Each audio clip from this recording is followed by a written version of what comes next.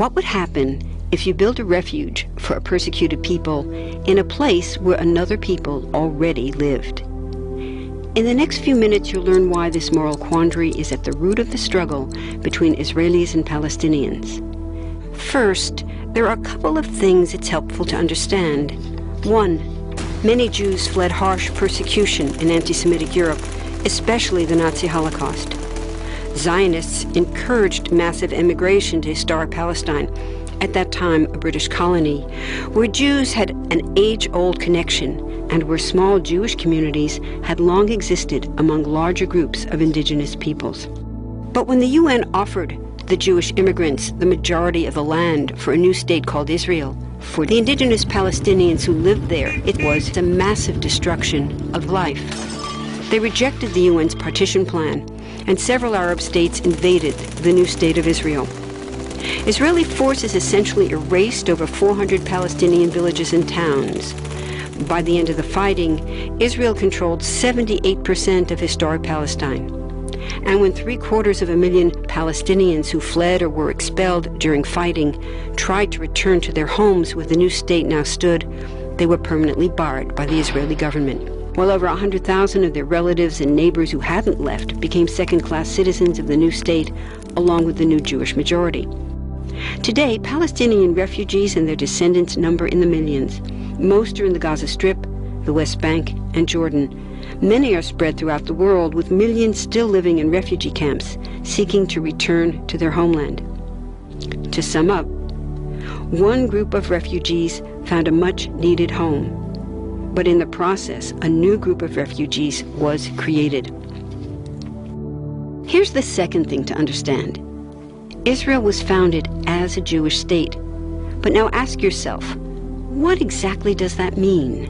People had lots of ideas about what a Jewish state should look like. Some called for equality for all citizens. But what was created, in practice, was institutional discrimination against non-Jews.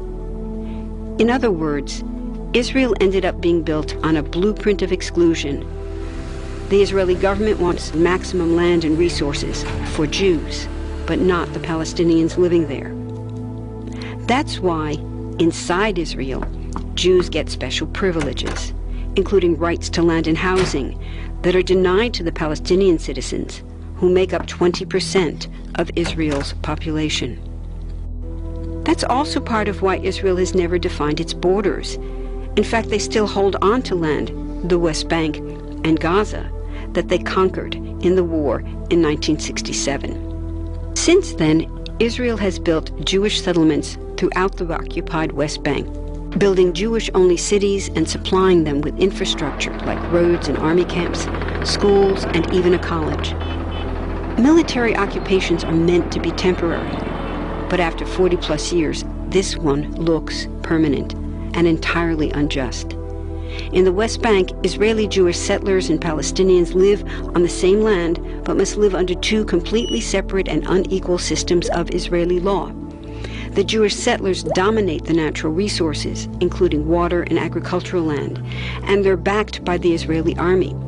To maintain the occupation, Israel has demolished thousands of Palestinian homes and orchards, confiscated Palestinian land, bombed a captive civilian population in Gaza, and punished resistance with raids, arrests, and assassinations, all to gain maximum land, while making life so difficult for Palestinians that they will either leave or be too afraid to resist.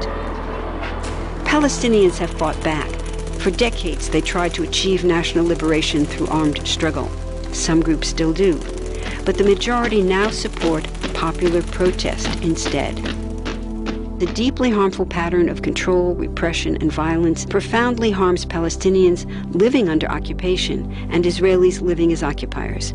This must be broken to reach a peaceful and secure future for both peoples. Now that you understand the problem, what about the solution? What about peace talks?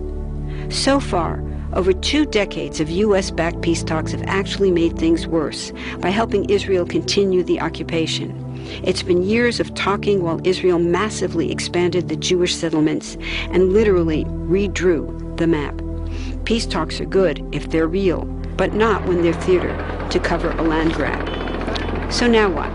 The current world superpower, the United States, has been a terrible friend, enabling Israel's destructive and self-destructive expansion onto Palestinian land by funding the Israeli military, the biggest recipient of U.S. foreign aid in the world.